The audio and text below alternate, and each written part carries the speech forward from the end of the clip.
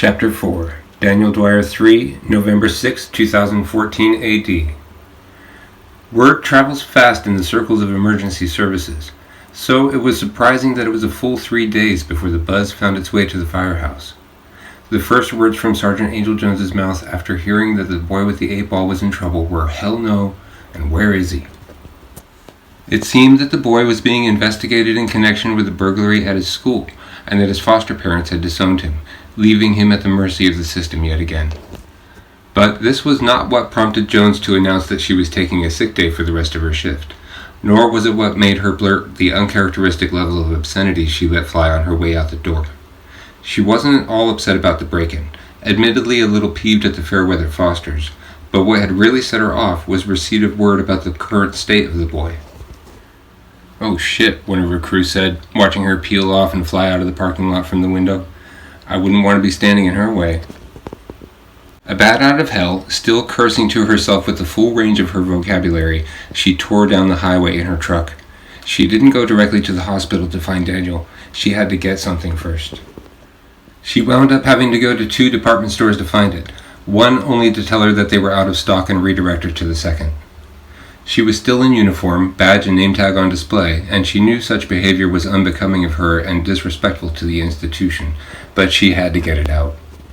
So, as she traversed the aisles and made for the toy section, she did so, motherfucker, escaping her lips every few steps, if not, stupid fucking motherfucker, or what the fucking fuck.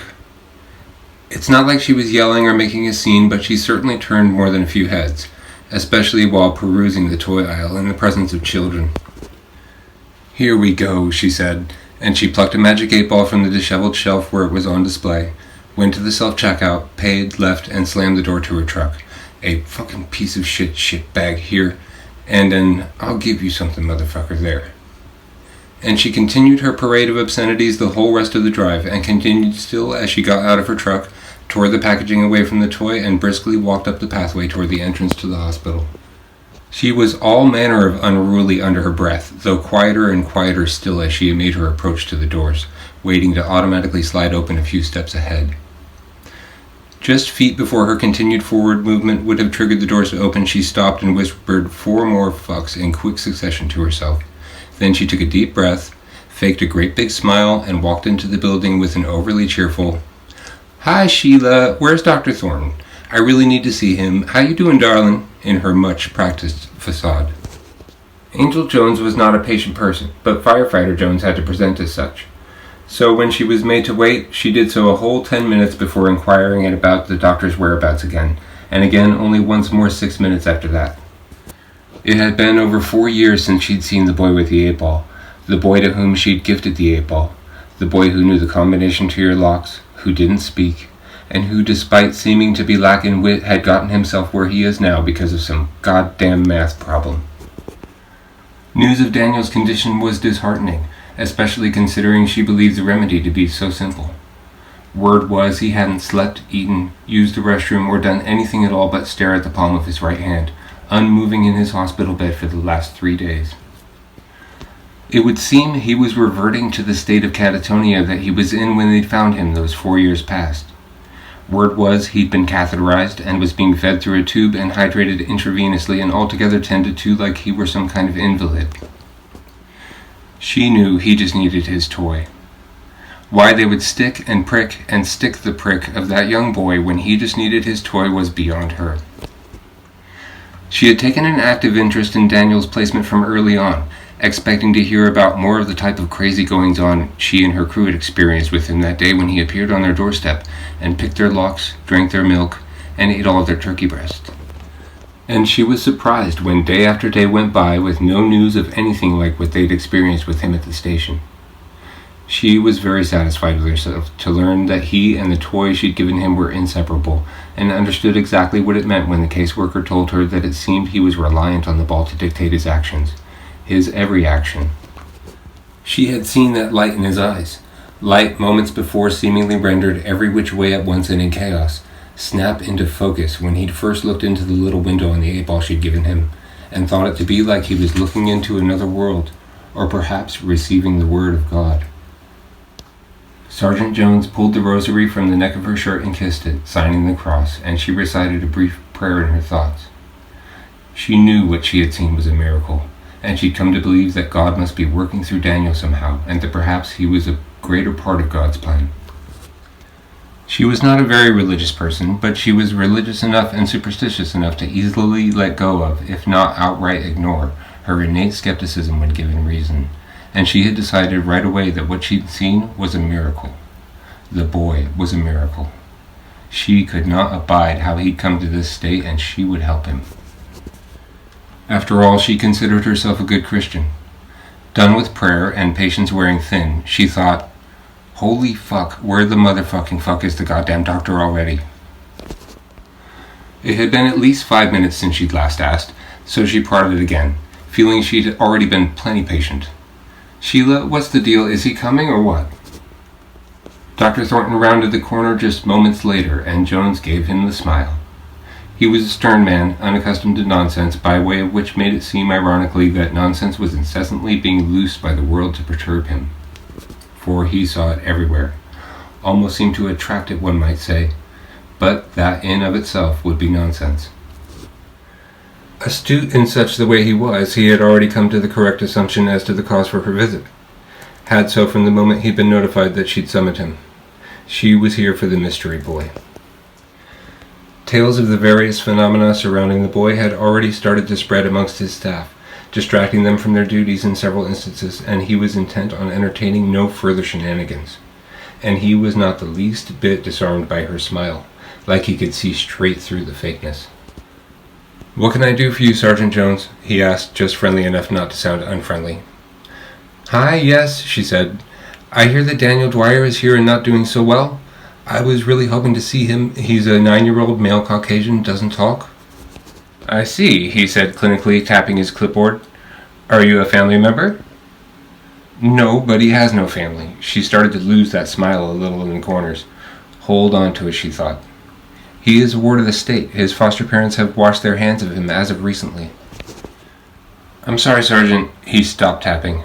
"What exactly is your interest in him?" Her smile was falling fast, and she was beginning to suspect that she was going to be turned away. She didn't want this to become a scene, and she was intent on seeing Daniel, so it might have if it had come down to it, but the need to take her badge off never arose.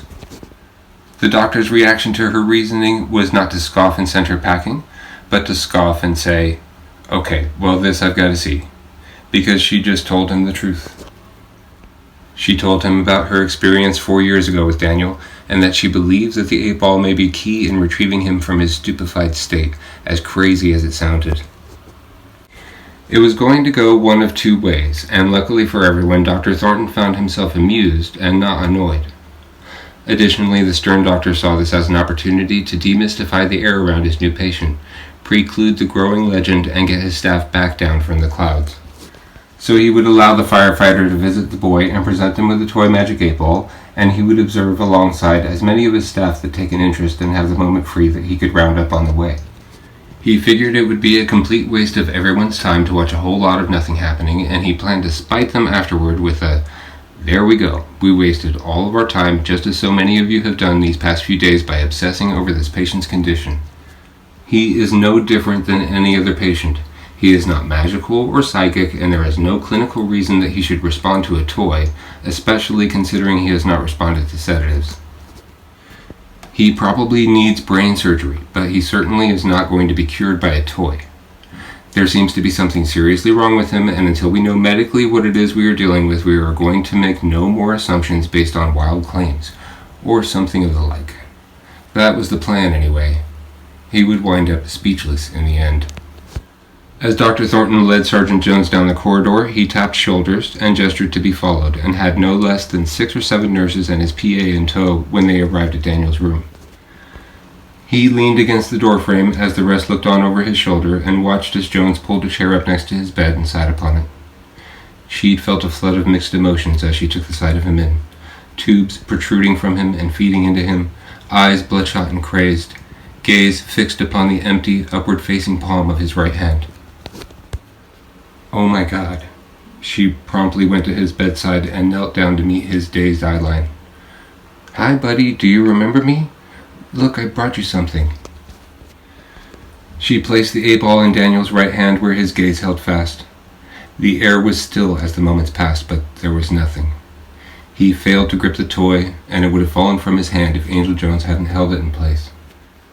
There were murmurs from the huddle of observers as they listened to her attempts to coerce him.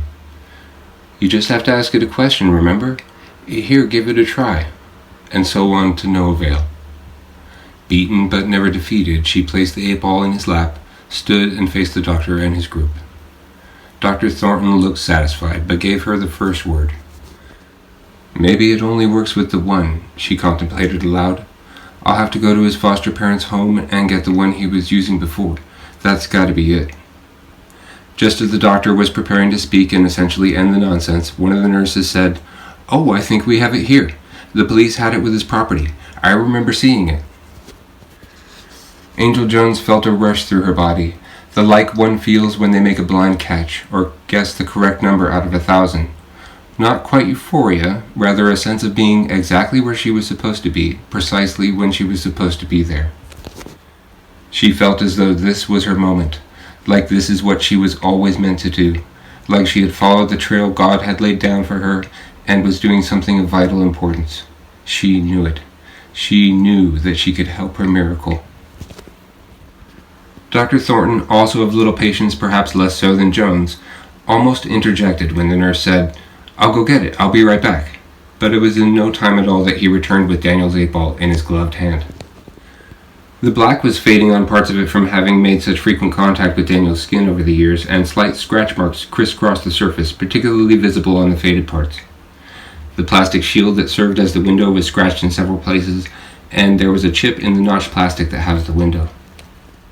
The nurse handed it to Angel, who remarked at the wear and tear. "Well, damn, this thing has seen better days."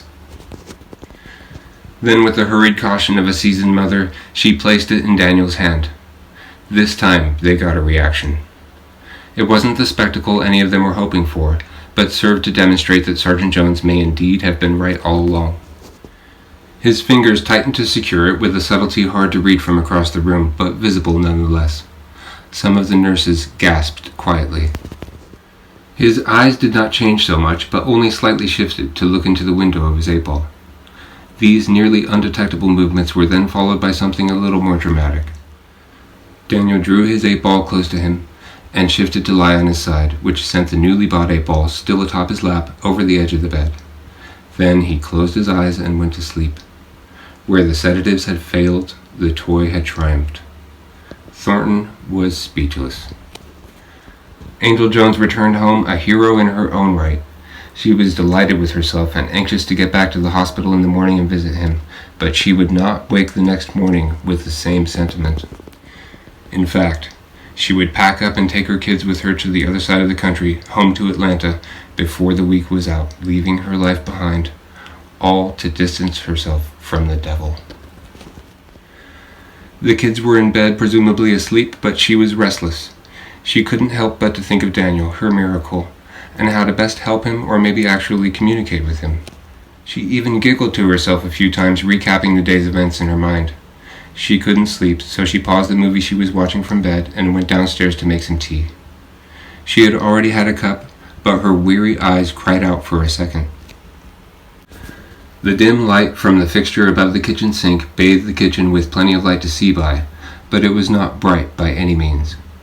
She was thinking about Daniel, how excited she was at the prospect of visiting him tomorrow, and contemplating whether or not she should do what she felt she should have done from the beginning and just adopt the boy.